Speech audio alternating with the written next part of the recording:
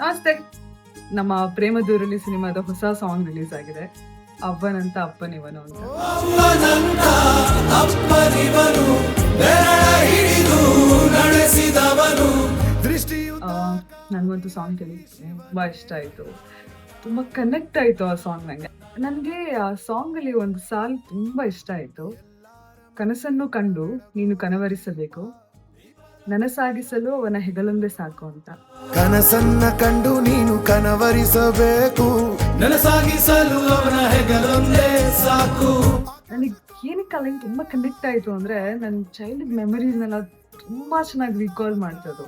So ನಾವು ಚಿಕ್ಕವರಿರ್ಬೇಕಾದ್ರೆ ನನ್ನ ತಂಗಿ ಮೇಬಿ ನಾನು 5th ಸ್ಟ್ಯಾಂಡರ್ಡ್, ಅವಳೊಂದು 3rd ಸ್ಟ್ಯಾಂಡರ್ಡ್ ಅನ್ಸುತ್ತೆ. ಅವಾಗ ನಮ್ಗೆ ಒಂದೇ ಒಂದಿನ ಶೂಟಿಗೆ ಮೇಲ್ಕೋಟೆ ಕಂದಿದ್ದು.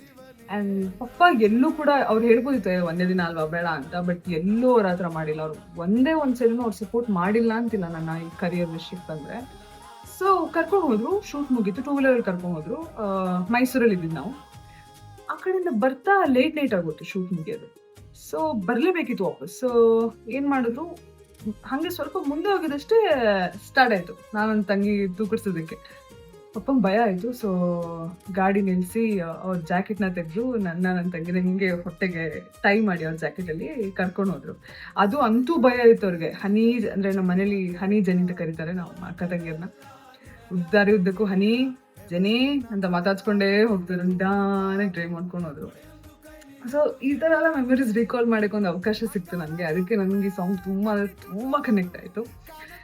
ಯಾರೆಲ್ಲ ಸಾಂಗ್ ಕೇಳಿಲ್ಲ ಪ್ಲೀಸ್ ಹೋಗಿ ಸಾಂಗ್ ಕೇಳಿ. ಯಾರೆಲ್ಲ ಕೇಳಿದಿರಾ ನಿಮಗೂ ಯಾವುದಾದ್ರೂ ಒಂದು ಸಾಲು 100% ಇಷ್ಟ ಆಗಿರುತ್ತೆ, ಈ ಥರ ಕನೆಕ್ಟ್ ಆಗಿರುತ್ತೆ.